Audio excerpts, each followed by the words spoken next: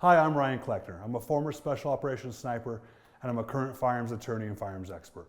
And I'm coming to you to introduce you to the basic rules of firearms safety and to help you become more familiar with firearms. Now, the rules of firearms safety are so important, they should be practiced and understood any time you're handling firearms. Now, the four basic rules are: treat every gun as if it were loaded, always keep the firearm pointed in the safest direction, keep your finger off the trigger until you're ready to shoot, and be sure of your target and beyond. Let's go through each of these to see what they mean. Now, even though I can see that this firearm is unloaded, I'm going to treat it as if it were loaded. This means I'm never going to do anything with this firearm and say, oh no, it's okay, it's unloaded. That's how many accidents occur. The second rule of firearm safety is keep this firearm pointed in the safest direction. Now, which direction is safest might depend a lot on your circumstances and the situation that you're in. But the idea here is if you can pretend that there was a laser pointer coming out of this, you're never going to let that dot get on anything that you aren't willing to shoot. So if you were here with me and I wanted to point this firearm this direction, I'm never going to sweep it across you. Instead, I will point it this way, or maybe even this way, to keep it from pointing at anything at any time that I don't want to be hit. The third rule is keeping your finger off of the trigger until you're ready to shoot. This includes even if you're at the shooting range, the gun is loaded, and you're intending to shoot the gun, not until you're ready to shoot do you take your finger and put it on the trigger. You might have to practice with different firearms being able to pick them up and not inadvertently touching the trigger. So when I pick it up, I do something like this, so that finger never, ever gets near that trigger. Whether it's loaded, regardless of where it's pointed, the finger stays off the trigger. Now, that fourth rule is being sure of your target and beyond. That relates to when you're actually out shooting. You need to be aware of what's going on with your bullet and where it's going to go if you miss the target or if the bullet goes through the target to make sure you have a safe experience. Now, in addition to these four rules that, again, should be practiced and considered every time you're handling firearms, another important thing to consider is safe firearm storage. Now, safe firearm storage isn't just to keep someone from stealing your firearms. This also includes keeping other people away from the guns that don't have authorized access. This could be children that might be in your home, or even an adult that you don't think is safe with firearms. And your options for firearm storage vary greatly. They can go all the way from merely disabling the firearm so that it can't be fired, all the way to preventing access to the firearm and protecting against things like theft and fire. So let's discuss some of those now. The simplest option and the cheapest option is going to be something like this cable lock. The reason why it's so inexpensive is most manufacturers already provide these for free with new firearms, but also there's a program called Project Child Safe that distributes thousands of these for free every single year. The con to a lock like this is it doesn't prevent access to the firearm at all, it just disables the firearm from being used, so you need to be careful with it. The other con to this is you need to know how to use it.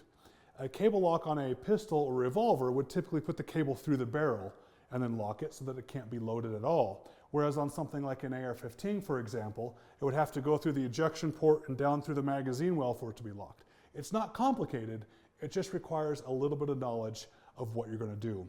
Also, options like this that come with keys.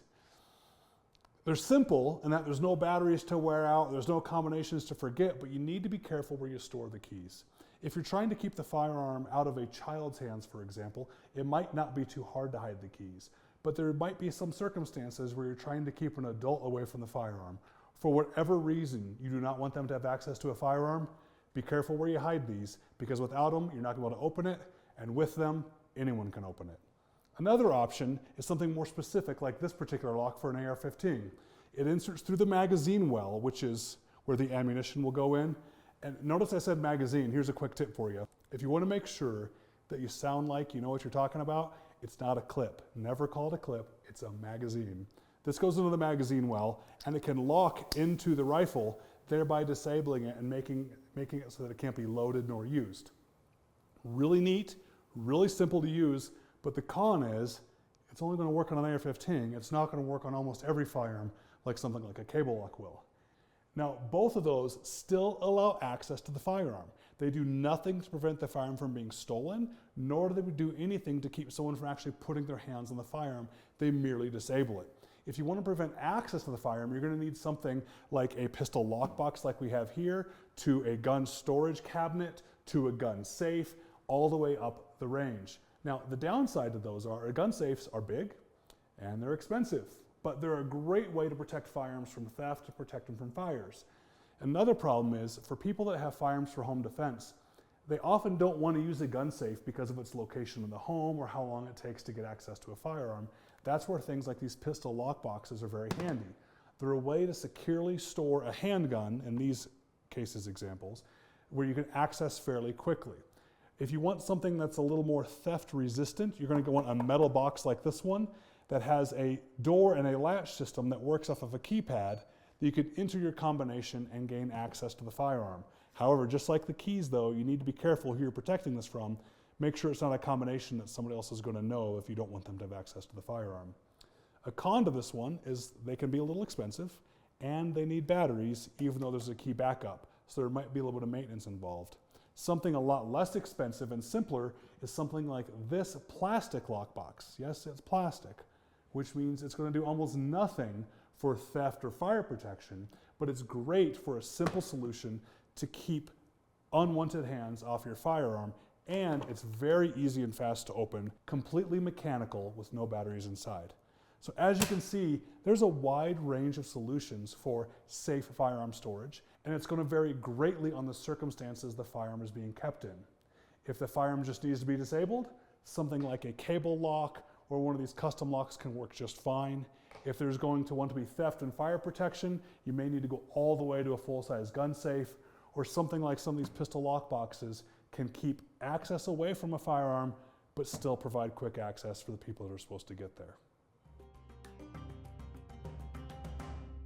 And if there's one thing I want you to take away from all this, it's those first rules of firearm safety. It all starts there. You treat all guns like they're loaded. You always point firearms in the safest direction. You keep your finger off the trigger until you're ready to shoot. And when you're out actually shooting, you're sure of your target and what is beyond it. And these rules don't just apply to you handling firearms, they apply to everyone around you as well. And these rules are so widely accepted among the firearms community, you would never be judged for enforcing these rules against somebody else. Your safety is your responsibility. If you see somebody around you unsafely handling firearms, they're doing something with a gun they shouldn't, they're pointing it at you, you must absolutely speak up immediately and have them stop. And you now know it's not okay to have an excuse back like, oh, don't worry, it's not loaded. It doesn't matter. We treat guns like they're loaded anyway. Or, oh, don't worry, I took the firing pin out. I've heard that one quite a bit, and in most cases the firing pin hasn't been removed. But even if it has, you have no way of knowing that, and we still shouldn't point guns at people, and we should still treat them as if they were loaded. So keep those rules of firearm safety in mind. Understand what you're talking about when you're referring to firearms and being able to confirm that they're unloaded and clear. Be aware of your safe firearm storage devices, and if you ever need more information than this, go check out NSSF's website at nssf.org.